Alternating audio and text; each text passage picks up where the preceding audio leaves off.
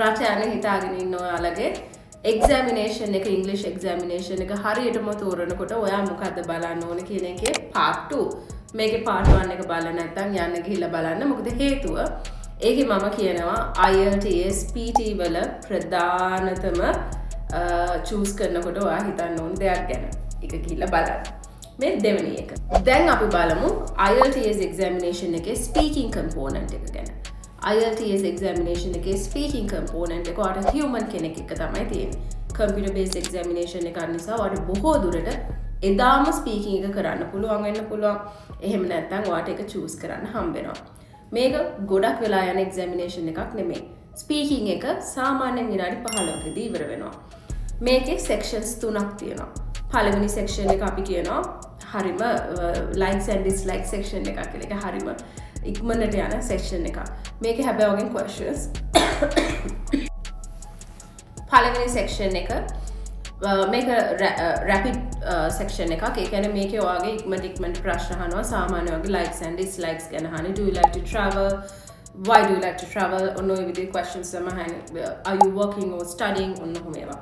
එතකොට ඒ වගේම topics 3කට බෙදලා ඔයාට සාමාන්‍යයෙන් questions 12ක් විතර මේකෙන් හම්බ වෙනවා. ඔයාට මේකේ yes or no ඒවා කියන්න බෑ. හරිද?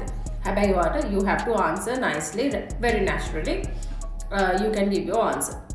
ඒක ඉවර වුණාට පස්සේ ඔයාගේ දෙවෙනි section එක යනවා cue card section එක. මෙතනදී ඔයාට පොඩි situation topic එකක් දෙනවා. ඒ topic එක ගැන ඔයා විනාඩි 2ක් කතා කරන්න ඕන. විනාඩියක් වගේ preparation time එකක් හම්බ වෙනවා. ඊට පස්සේ තුන්වෙනි section එක අර second section එකේ follow up question එකක් questions හම්බ වෙනවා. ඉතින් මේකේ තොර questions දෙකක් හතරක් අතර ප්‍රමාණයක් හම්බ වෙනවා. You just have to answer it according to your view. එතෙන්දී ඔයා ටිකක් ඔයාගේ opinions ගැන කතා කරන වෙලාවක්. ඉතින් මෙන්න මේ කියන sections තුන තමයි යන්නේ. මම මේක මෙහෙම easy විදිහට කිව්වට ඔයාගේ vocab එක ගැන මේකේ marking scheme එක යනවා. ඔයාගේ linguistic range එක vocab එක යනවා. ඊට පස්සේ ඔයාගේ grammar එක ගැන යනවා. ඔයා කොච්චර හොඳ flow එකකින් මේක කියනවාද යනවා. ඔයා task achievement එකක් ඔයාගේ මේකේ fluency එක කොයි වගේද තියෙන්නේ. ඔයාගේ pronunciation එක කොයි වගේද තියෙන්නේ. මේවට එයාලා ලකුණු දෙනවා. හරි. එතකොට ඕකේ ඔයා නිකන් just දැන් ඔයාලා හිතන්න පුළුවන් මම මේකට නිකන් උත්තර දෙනවා කියලා. එහෙම මේක හරියට ප්‍රිපෙයාර් වෙලා ඔයා දෙන්න. මොකද හේතුව ඔයාගේ vocab මට්ටම එක එක levels වලට එයාලා වෙනස් කරලා තියෙනවා. PT examination එක. දැන් මම හිතනවා ඔයාට IELTS එක තේරුණා කියලා. PT exam එච්චර IELTS okay? PT examination එක. මේක දැක්ක ගමන්ම ඔයාට හිතන්න පුළුවන් right PT එකේ human කෙනෙක් නෑනේ. ඒ කියන්නේ task ටිකක් තමයි තියෙන්නේ. මම ඔයාලට කියන්නම් මෙන්න මේ task ටික යනවා. පළවෙනි එක ඔයාලට read aloud එක හම්බ වෙනවා. දෙවෙනි එක ඔයාලට හම්බ වෙනවා repeat sentence. තුන්වෙනි එක describe image and then you get your summarize group discussion, answer short questions and then you have your written lecture and then you have finally you have your respond to a situation. ඔන්න ඔය විදිහට ඔයාගේ question types ටිකක් හම්බ වෙනවා. දැන් ඔයාලට ගොඩක් තියෙනකොට ඔයා හිතනවා අම්බෝ බුදුම්බෝ කියලා නෑ එකක් නෑ.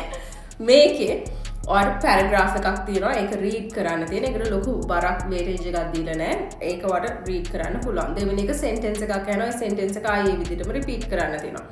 describe image කියන්නේ ඔයාගේ IELTS writing component එකේ වගේ writing component එකේ academic task 1 එක වගේ එනවා graph. ඒ graph එක තප්පර 40ක් වගේ ප්‍රමාණයක්. තප්පර 40ක් වගේ දෙයක්. ඒකේ structure එකක් තියෙනවා. ඒ structure එකට ඔයාලට keywords ඇතුළට දාලා කතා කරන්න තියෙනවා.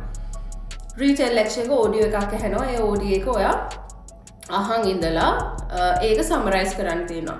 summarize group discussion එකේ 3 දෙනෙක් කතා කරන එක අහන් ඉඳලා ඒක summarize කරන්න තියෙනවා. respond to situation එක කියලා කියන්නේ ඔයාට situation එකක් හම්බ වෙනවා. ඒකට ඔයා respond කරන්නේ කොහොමද කියලා ඔයා කතා කරනවා. මේ හැම දෙයකම ඔයාට structures use කරන්න පුළුවන්. මේ හැම දෙයක්ම ඔයාට කලින් පාඩම් කරන්න පුළුවන්. ඔයාට එන බෝල් එක ඔයා දන්නවා මට මෙන්න මේ වගේ බෝල් එකක් තමයි එන්නේ කියලා. හරිද?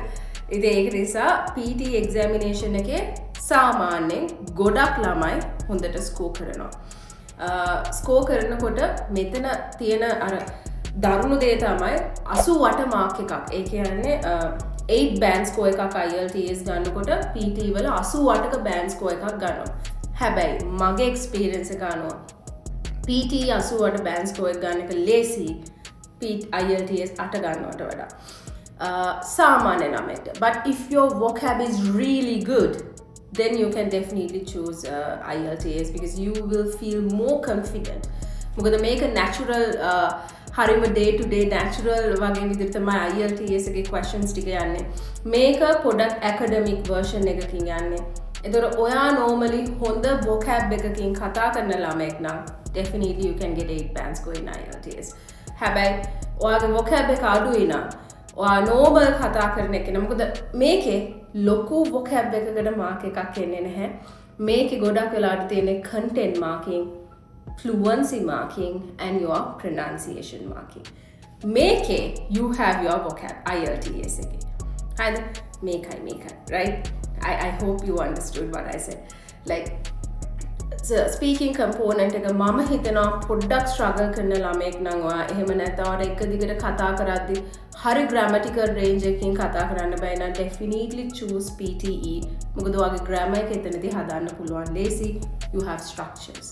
ඔන්න මම ඒක කිව්වා. speaking component මම හිතනවා මම ලොකු විස්තරයක් කරා කියලා විනාඩි 7ක් විතර ගිහලා තියෙනවා වීඩියෝ එක.